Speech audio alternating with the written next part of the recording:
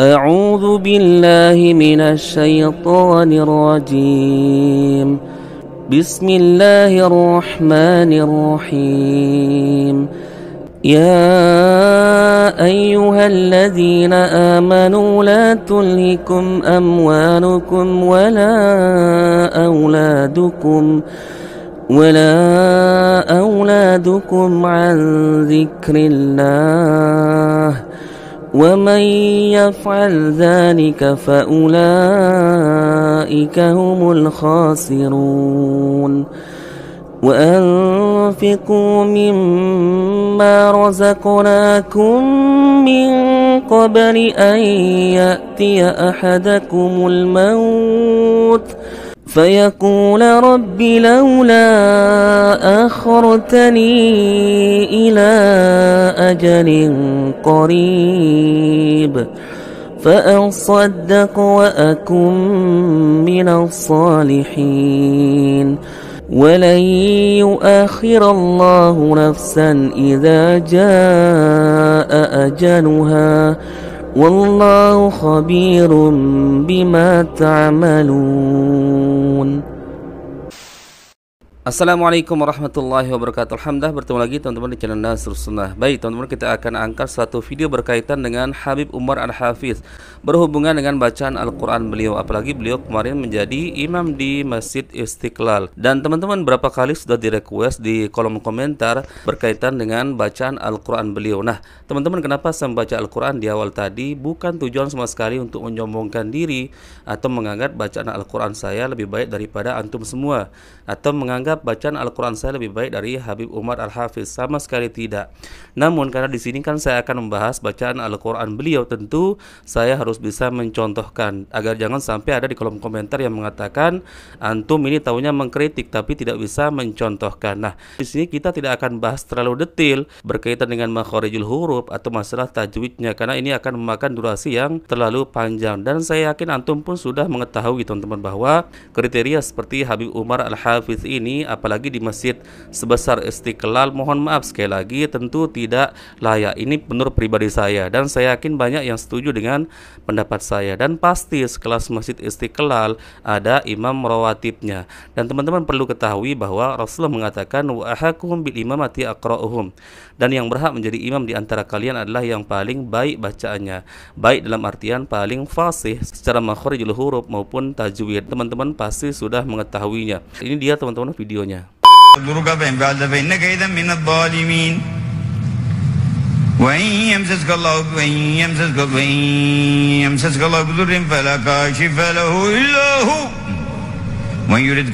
Ya, coba antum perhatikan.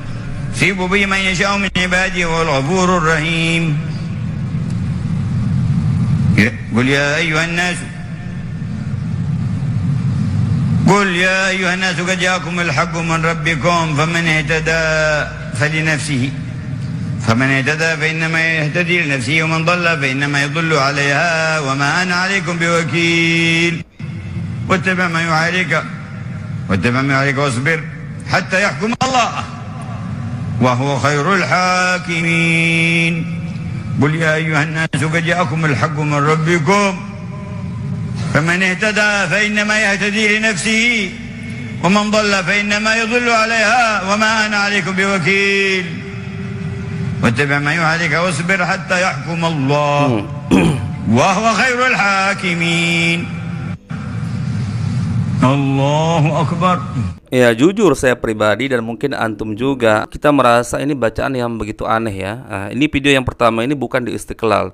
Sebentar lagi di video kedua akan kita tampilkan yang di Istiqlal. Tentu masjid yang lebih besar lagi, yang jumlahnya atau kapasitasnya bisa sampai puluhan ribu teman-teman. Nah yang ingin saya katakan di sini teman-teman, yang paling utama adalah apakah di masjid-masjid ini tidak ada imam rawatibnya. Dan sekali lagi saya katakan, bukan pada tempatnya kita merasa tawadhu atau merendahkan diri. Misalkan sudah ada imam rawatib, atau kita ketahui di masjid tersebut ada orang yang memang sangat layak untuk dijadikan imam, bukan hanya dari usianya, akan tapi meskipun dia bukan ustadz, tetap dia yang lebih berhak, lebih layak menjadi imam, meskipun ada Habib Umar Al-Hafiz atau ada ustadz yang lain, ada kiai lain. Karena tidak jadi jaminan seorang kiai pandai berbicara di hadapan jamaah yang jumlahnya ribuan, atau seorang ustadz yang bisa berceramah belum tentu bacaan Al-Qur'annya juga baik, teman-teman. Maka sebaiknya tetap yang menjadi imam di situ adalah imam rawatib yang memang sudah dipilih, yang layak secara bacaan Al-Qur'annya.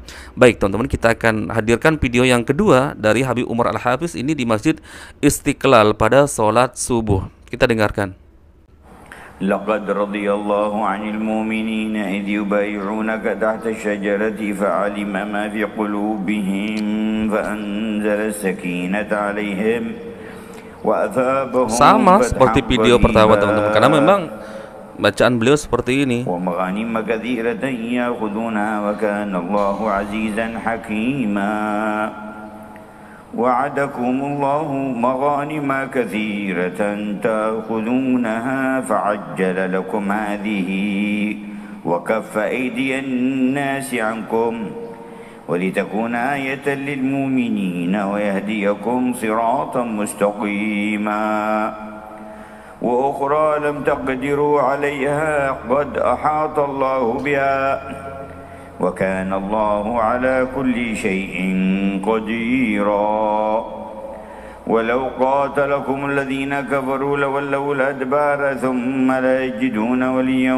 ولا نصيرا سنة الله التي قد خلت من قبل ولن تجد لسنة الله تبديلا وهو الذي كف أيديهم عنكم وأيديكم عنهم ببطن مكة من بعد أن أظفركم عليهم وكان الله بما يعملون بصيرا هم الذين كفروا وصدوكم عن المسجد الحرام والهدي معكوفا أن يبلغ محله ولولا رجال مؤمنون ونساء مؤمنات لم تعلموهم أن تطؤوهم فتصيبكم منهم معرة بغير علم ليدخل الله في رحمته من يشاء ولو تزيلوا لعذبنا الذين كفروا منهم عذابا أليما. Nah, teman-teman, sudah kita hadirkan dua video beliau. Nah, akan banyak sebenarnya permasalahan yang akan muncul kalau kriteria imamnya seperti ini. Sekali lagi, saya tidak bermaksud merendahkan di sini. Yang pertama, masalah artikulasi bacaan beliau yang menurut saya tidak jelas, teman-teman. Nah, kalau ada kesalahan nanti di bacaan beliau, siapa yang akan bisa memperbaiki kalau tidak jelas? Bisa jadi mungkin orang tidak akan memahami surah apa sih yang dibaca oleh beliau ini. Kemudian masalah kenyamanan juga, teman-teman, untuk para makmum, apalagi yang jumlahnya yang ribuan bahkan ratusan ribu. Tentu itu yang mesti kita kedepankan, bukan masalah keutamaan berirama dalam Al-Quran, tapi itu juga penting ya, hiasan dalam bacaan Al-Quran, memperindah bacaan Al-Quran, sebagaimana juga sabda Rasulullah ya, memerintahkan umatnya untuk memperindah bacaan Al-Qurannya dengan suaranya. Maka teman-teman, sekali lagi saya katakan, tidak mungkin sekelas masjid jami, masjid besar seperti ini, Masjid Istiqlal atau masjid besar yang pernah dijadikan beliau imam sholat, tidak memiliki ya imam utama atau imam rawatib, dan bukan pada tempatnya sekali lagi kita bersifat tawadhu di situ atau saling suruh.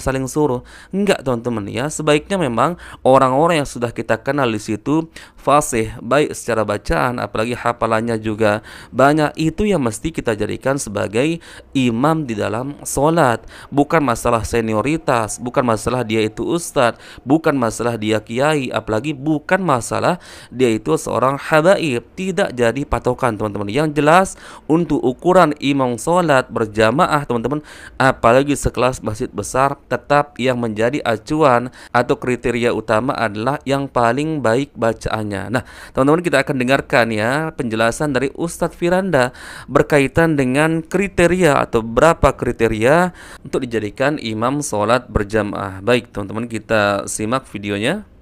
Seorang menjadi imam ini predikat yang tinggi. Maka tidak sembarang orang boleh jadi apa? Tidak imam. boleh sembarangan, teman-teman. Maka Nabi SAW memberikan persyaratan. Kata Nabi SAW, ya ummukum aqra'ukum li kitabillah. Yang jadi imam adalah yang paling mahir baca Al-Quran. Yang paling mahir. Tidak boleh sembarangan, ya. Ya. Kalau ternyata Islamnya sama, yang paling paham tentang sunnah, ya. Artinya, tapi yang paling pertama adalah yang aqra'ukum li kitabillah, yang paling paham tentang Al-Quran, dengan syarat dia tahu tentang fikih-fikih berkaitan dengan imam. Ya, fikih-fikih berkaitan dengan imam. Misalnya ada dua orang, yang satu dia faqih, dia ustaz, tapi hafalannya tidak banyak. Yang satu dia hafalannya banyak dan dia mahir dalam Al-Quran. Dia baca Quran enak didengar dan dia tahu fikih tentang jadi imam, maka ini lebih utama yang satunya. Karena dia bacaan imam berkaitan dengan banyak orang, agar orang tentram salat di belakang dia. Yang penting dia tahu tentang bagaimana fikih menjadi seorang imam. Dan ini syarat kata Nabi, ya ummukum aqra'ukum li kitabillah, yang jadi imam yang paling mahir tentang Al-Quran. Maksudnya kita kalau masalah imam jangan kita pekewu-pekewu, jangan kita tawadhu. Iya. Bukan tempatnya kita tawadhu, kamu sajalah, kamu. Padahal kita tahu kita lebih alim daripada dia, lebih mahir dalam baca Al-Quran, kita bilang kamu saja, enggak boleh. Karena Nabi yang suruh pilih yang paling mahir dalam masalah apa? Al-Quran. Bukan masalah tawadhu. Itu tawadhu tidak pada tempatnya. Ya. Karena misalnya kita lagi sholat, kamu aja, kita tahu dia lebih mahir dalam baca Al-Quran. Jangan, atau kita tahu kita lebih mahir, terus kita dipersilakan, enggak kamu aja lah. Tawadhu tidak pada tempatnya. Kalau anda tawadhu di sini, berarti anda menyelisih hadis Nabi. Nabi yang suruh sallallahu alaihi wasallam, ya ummukum aqra'ukum li kitabillah, yang jadi imam yang paling mahir tentang apa? Al-Quran. Kalau anda merasa diri anda lebih baik daripada yang anda kenal semua, yang hadir anda lebih hebat, ya udah ente yang maju. Menjalankan perintah Nabi. Ini bukan masalah tawadhu-tawadhuan, tapi ini perintah Nabi sallallahu alaihi wasallam. Karena akhirnya kalau ada kita tawadhu, akhirnya yang bahlul yang maju gimana? Ya, betul. Imamnya bahlul, kemudian yang di belakang pada gelisah, tidak puas, ya ente salah sendiri. Tawadhu tidak pada tempatnya. Nah, jadi teman-teman, sekali lagi saya ingin tegaskan sebagaimana yang dijelaskan oleh Ustaz Firanda, bukan pada tempatnya untuk kita saling menyuruh menjadi imam, atau bukan pada tempatnya kita saling tawaduan, ya. Sekiranya antum mengetahui bahwa misalkan ini terjadi di lingkungan masjid antum, di rumah sana, di tempat antum masing-masing, sekiranya antum mengetahui ada ya imam atau orang yang memang bacaannya bagus di tempat antum, atau mungkin antum sendiri mungkin yang bacaannya bagus, sedangkan antum kenal ya para makmum tersebut tidak ada ya bacaannya yang paling bagus, maka antum yang paling berhak menjadi imam di dalam salat berjamaah tersebut, bukan pada tempatnya saling menyuruh. Ya, berkaitan dengan imam salat berjamaah tidak ada urusannya, tidak ada kaitannya dengan masalah senioritas, atau karena dia ustadz, atau karena dia kiai, atau karena dia ulama. Karena belum tentu, sekali lagi yang saya katakan di awal, belum tentu ustadz itu juga bacaan Al-Qur'annya baik, karena mungkin dia waktu belajar tidak fokus di situ, fokusnya mungkin di masalah dakwah, fokusnya di masalah hadis, akan tetapi tidak fokus masalah bacaan Al-Quran, hanya sekedar saja. Maka tentu yang lebih berhak adalah yang paling fasih, teman-teman. Jangan saling suruh. Dan ini bukan bermaksud untuk saling menyombongkan diri. Misalkan antum tahu kapasitas antum sendiri, antum lebih baik bacaannya dibandingkan yang lain. Yang lain ini antum kenal, misalnya para makmumnya, maka tetap antum yang paling berhak menjadi imam. Apalagi antum memang sudah ditunjuk sebagai imam rawatib, kecuali antum memerintahkan orang lain karena antum tahu kapasitasnya lebih daripada antum, dan antum misalkan bukan imam rawatib, maka gak jadi masalah. Sekali lagi di sini teman-teman, tidak bermaksud untuk menggurui habib-habib yang ada di situ atau makmum-makmum yang ada di masjid tersebut, apalagi di Istiqlal. Saya yakin kok sebenarnya mereka pun yang sudah tahu kriteria imam yang paling layak untuk dijadikan di depan, apalagi di masjidnya dengan kapasitas luas itu di Istiqlal. Tentu ya yang paling berhak, yang paling bagus bacaannya. Jangan main coba-coba suruh, ya antum saja, tiba-tiba nanti bacaannya jelek, secara makharijul hurufnya, secara tajwidnya, ya antum sendiri yang rugi.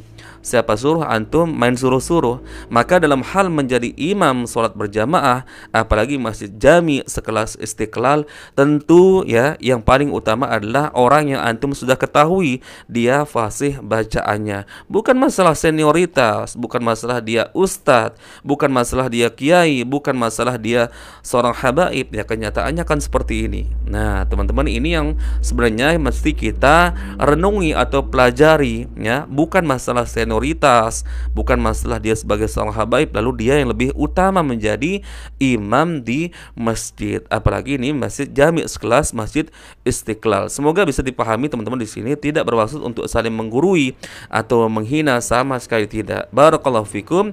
Semoga ini bermanfaat bagi kita semua. Bertemu lagi di video berikutnya. Assalamualaikum warahmatullahi wabarakatuh.